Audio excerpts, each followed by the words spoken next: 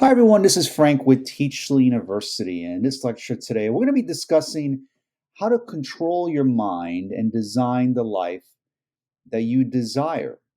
So, when we talk about the mind or the brain, for that matter, these terms or words can be used interchangeably.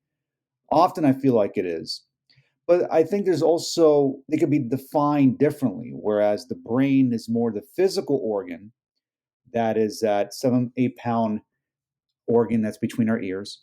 And then there's the mind, which could be described as something more intangible. It could be described as consciousness, our thoughts, etc.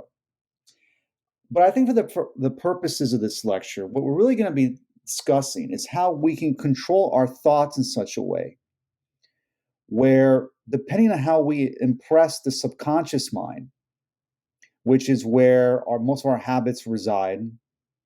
Many of our habits and behaviors go totally unconscious. We don't even realize we're doing or thinking in certain ways until after the fact.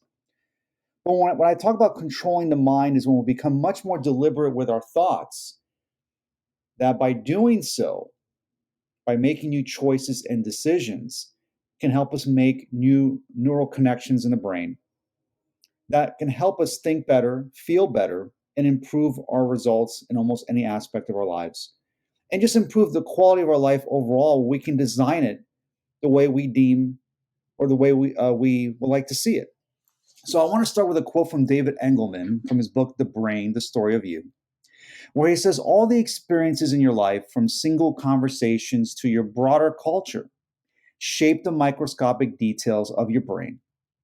Neurally speaking, who you are depends on where you've been. Your brain is a relentless shapeshifter, constantly rewriting its own circuitry. And because your experiences are unique, so are the vast detailed patterns in your neural networks, because they continue to change your whole life. Your identity is a moving target. It never reaches an endpoint. So what David is saying is that our brains are constantly changing.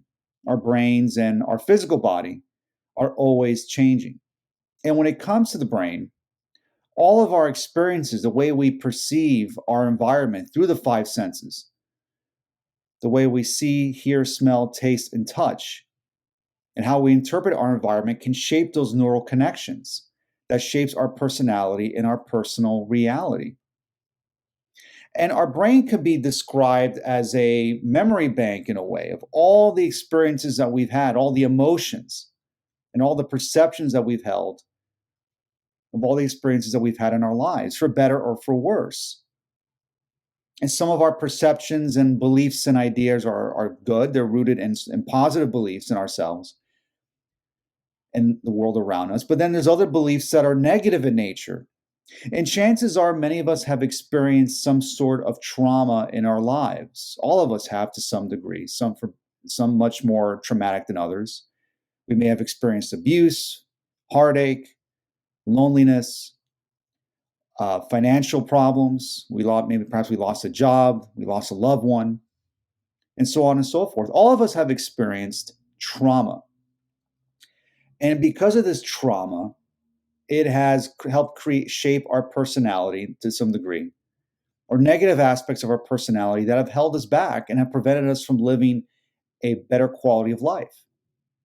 So then, if we are to overcome these self-limiting beliefs, it requires that we become much more aware of the mental processes that we have that produce certain results. So to further add, using from the book, The Brain, The Story of You by David Engelman, he says that for thousands of generations, humans have lived the same sort of life cycle over and over. We're born, we control a fragile body, we enjoy a small strip of sensory reality, and then we die. Science may give us the tools to transcend the evolutionary story. We can now hack our own hardware. And as a result, our brains don't need to remain as we've inherited them. We're capable of inhabiting new kinds of sensory realities and new kinds of bodies. Eventually, we may even be able to shed our physical forms altogether. Very provocative statement by David Engelman, very interesting. But what he's talking about here is that human beings throughout our existence, we go through the same sort of life cycle over and over again. We were born, we have a body that is fragile if we don't take care of it. And we have experiences of everyday life, or these strip of sensory realities. And then we get older and we die. And to redefine that in today's standards, okay, every day we wake up and we do the same things over and over again. We wake up, we drink coffee from the same mug, we check our cell phones, we eat the same breakfast, we drive the same route to work, or if we work from home, we wear the same clothes or style of clothes, we sit in the same spot as usual in our home office, and do the same things over and over again every single day. And it's these repetitive actions and habits that shape our personality and also provide us the results that we get in everyday life. And it's no wonder why so many people get frustrated, because they keep getting the same results in everyday life and in various aspects of their lives, because they don't bother to think about how they can change and make new choices and decisions and think in new ways that can produce new realities and new experiences. And what David, I think, is suggesting here is that we have the ability now, and I think we know enough now with brain science and neuroplasticity and epigenetics, that we're not doomed through our genetics, that we actually, in fact, can change physically in terms of how we can rewire our brains and how, in fact, the way we control our thoughts can make an impact on our bodies by helping reduce stress, helping us feel better, and perform better in our everyday lives. So we know enough about that now that we can make changes. We can control our minds. We can control our thoughts. But it means that it requires some work. We must be much more deliberate with how we live and become much more self-aware of this information. And that requires work and repetition, and really begin to operate in new ways that can help produce more desirable results. To quote Norman Doidge from his book, The Brain That Changes Itself, he says that one reason we can change our brains is simply by imagining, is that from a neuroscientific point of view, imagining an act and doing it are not as different as they sound. When people close their eyes and visualize a simple object, such as the letter A, the primary visual cortex lights up just as it would if the subjects were actually looking at the letter A. Brain scans show that in action and imagination, many of the same parts of the brain are activated. That is why visualizing can improve performance. To control our thoughts, then, as Norman Doidge states here, we first have to begin to control what we visualize on a daily basis, meaning that those mental pictures or these mental movies that we replay over and over again in our minds that shape our personality. And a lot of professional athletes and high-level athletes credit visualizing how they want to perform out on the field. They credit this practice for why they excel out in the sports field. Aaron Rodgers is one example. He credits visualization for helping him perform out in the field. And it obviously has worked very well for him. So to control our thoughts, then, it means we must be better at visualizing how we want to perform and live in everyday life. And performance doesn't mean just in athletics or in any other competitive venture. It could mean simply how we want to perform in everyday life. How do we want to behave? Who do we want to become? What do we want to achieve? How do we want to feel every single day? And it starts with visualizing what it is that we want and how we want to act and who we want to be.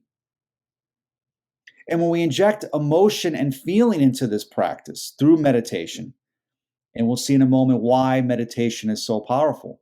When we practice this art of visualization, over time, it can yield huge benefits. The power of prayer, the power of affirmations, the way we communicate with ourselves, not just through pictures and through images, but through words, can enhance our performance and can lead to breakthroughs or quantum leaps or even mystical experiences that can be very profound.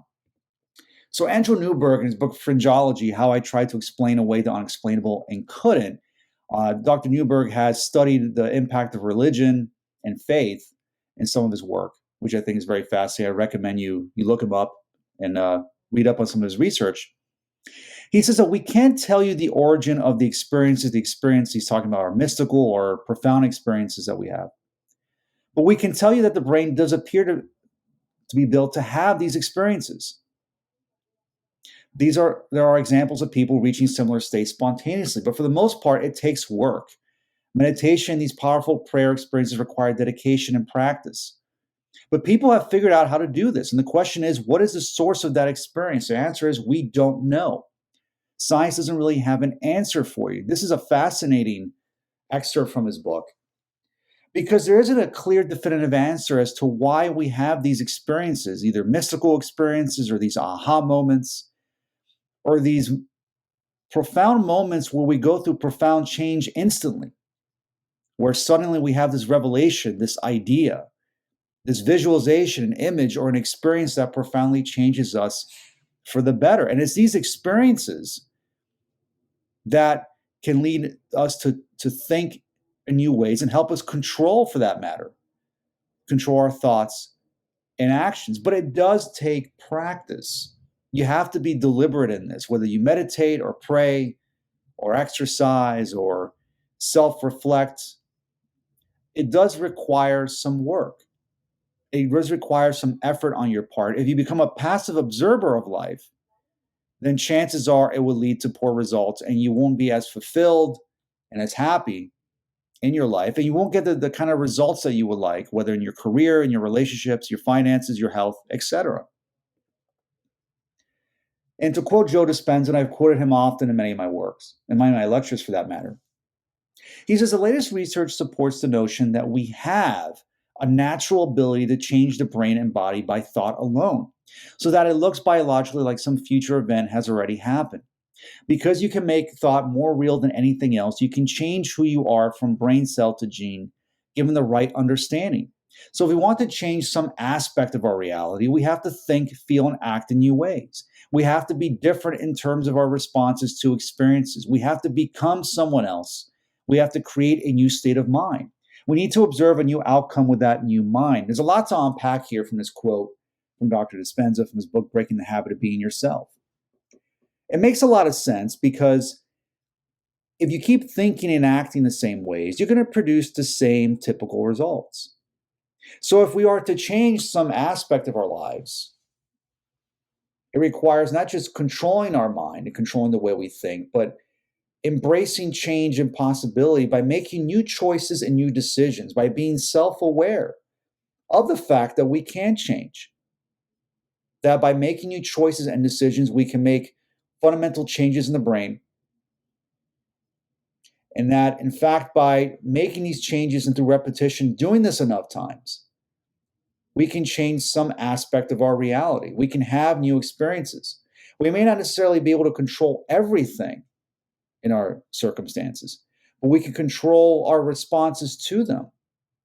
And when we can control our responses to these experiences, then we can essentially, as Joe Dispenza says, become someone else. We begin to create a new mind because we observe life in a new way. We begin to select the kind of outcomes we would like. We can select the thoughts we would like to entertain, the feelings we would like to experience, or experience new opportunities that we may not have recognized before due to our old way of thinking. And when we begin to embrace this new mind, that's when life reveals itself to us. And that's when we can create new realities for ourselves. And what makes life boring and frustrating, even anxious, is that when we feel that we don't have the ability to change, when life becomes monotonous and routine. But it doesn't have to be this way. In fact, we have the power, as Joe Dispenza says, to create new experiences through our thoughts, but also our physical behavior, the way we move, our gait, the way we walk, the way our inflection of our voice, by expressing more confidence in ourselves. There's the mind-body connection, where when the mind and body are one, we're no longer experiencing internal resistance because now we begin to believe in more positive beliefs and ideas about ourselves that have become now ingrained in our subconscious and can now lead us to profound changes because now we're no longer acting in ways that go against our self-interest. And life begins to line itself up for us because now we're no longer feeling these or having these self-limiting beliefs that are holding us back. And Caroline Leaf, in her book, Switch on Your Brain, The Key to Peak Happiness, Thinking, and Health, She reaffirms what I've been saying before, is that you cannot sit back and wait to be happy and healthy and have a great life. You have to make the choice to make this happen. You have to choose to get rid of the toxic and get back in alignment with God. You can be overwhelmed by every small setback in life, or you can be energized by the possibilities they bring. What stood out to me, two words, was God and possibility. To me, these are interchangeable. And that's one of the ways I define God. It's not just an entity per se or an intelligence. It certainly can be defined as those things.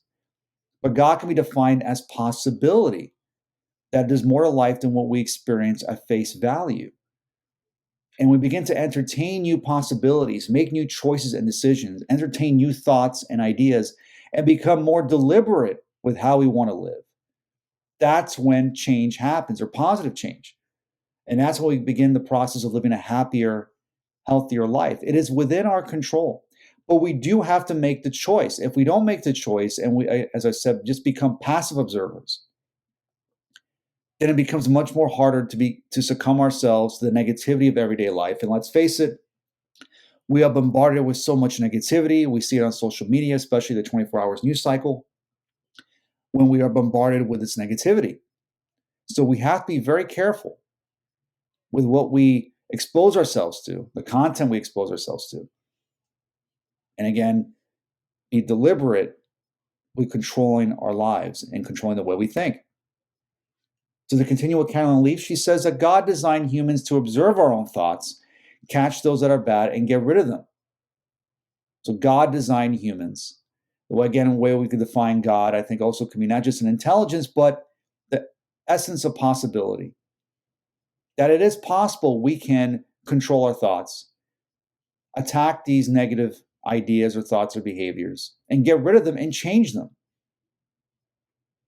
And through repetition, through like listening to these lectures, through reading books, through meditation, through exercise, through making new healthier choices in our lives, we can begin to move in the direction of where it is that we want to go and design the life that we want. And when we observe our own thoughts, it's a process of metacognition when we begin to think about the way we are thinking. And just self-awareness alone is a very powerful exercise, because then we acknowledge whatever thoughts or feelings we're experiencing. We don't try to force them out of our lives. We acknowledge them and accept them. And by doing so, then the paradox is, by letting go of these negative emotions and to stop trying to control them, that's when they no longer have power over us. And Dr. David Hawkins, in his book Letting Go, he discusses a lot of this as in great detail as well. So to further elaborate on Caroline Leaf, and we're going to be concluding this lecture with some of her excerpts from her book, Switch on Your Brain. She says that what you are thinking every moment of every day becomes a physical reality in your brain and body, which affects your optimal mental and physical health. These thoughts collectively form your attitude, which is your state of mind. It's your attitude and not your DNA that determines much of the quality of your life. Well, Carolyn is saying it's not your genetics that determines your quality of life ultimately. Your genetics play some role, of course, but ultimately it is the way you think on every given moment. That is why so many personal growth advocates and coaches and gurus, I hate using the word gurus, but folks that have promoted and discussed metaphysics and neuroplasticity and psychology talk about the importance of living in the present moment. Being in the present moment, not living in the past or worrying about the future, but living in the moment right now. Life happens at this very moment. When you live in the present moment and are not stuck in the past or worried about some catastrophic event in the future, that's when life really begins, and that's when life reveals itself to you. And by living in the present moment, that's when really the magic happens in our lives. That's when we get into flow, and I talk about flow states very often. How we're in the zone where we're so much in flow, we forget about time because we're so immersed in life and whatever it is that we're doing. Getting into flow of life means that we're no longer trying to force outcomes, predict outcomes. We're living in the moment and doing the work for the sake of the process and becoming the person we've always wanted to be. And becoming the person we've always wanted to be, that's when, again, the desired results we want in our lives begin to materialize in one way, shape, or form. So to conclude with Caroline Leaf, she says that matter does not control us. We control matter through our thinking and choosing. We cannot control the events and circumstances of life, but we can control our reactions. In fact, we can control our reactions to anything, and in doing so, we change our brains. It's not easy, it is hard work, but it can be done through our thoughts and choices. We can't control everything in our circumstances, but we can control our reaction to them. And when we can control our reactions to these circumstances and experiences, that's when we change our brains. That's when the good stuff happens. But it's not easy, as she says. It's simple, but it's not easy, but it does require effort on your part. But this effort is well worth the results. But this effort doesn't mean we try to force these emotions or positive emotions or experiences to happen. Rather than it is self-awareness. It's in fact taking a step back from our everyday lives, stop trying to be busy for the sake of it, and doing the work of sitting down and living in the present moment and not succumbing to our circumstances, our undesirable circumstances, or negative emotions. Rather, accepting our circumstances for what they are and begin to make new choices and decisions that we may not have entertained before, whether in the workplace, with relationships, with our health, taking some chances, calculated risks that can make a profound impact in our lives. The point here is that we can control our minds. It requires just making new decisions and entertaining new thoughts that can help us design the life that we want and live life on our terms. So I hope you enjoyed this video. Make sure you hit that subscribe button to watch all my lectures on wealth building, personal development, and entrepreneurship. Thank you so much and have a great day. Thanks.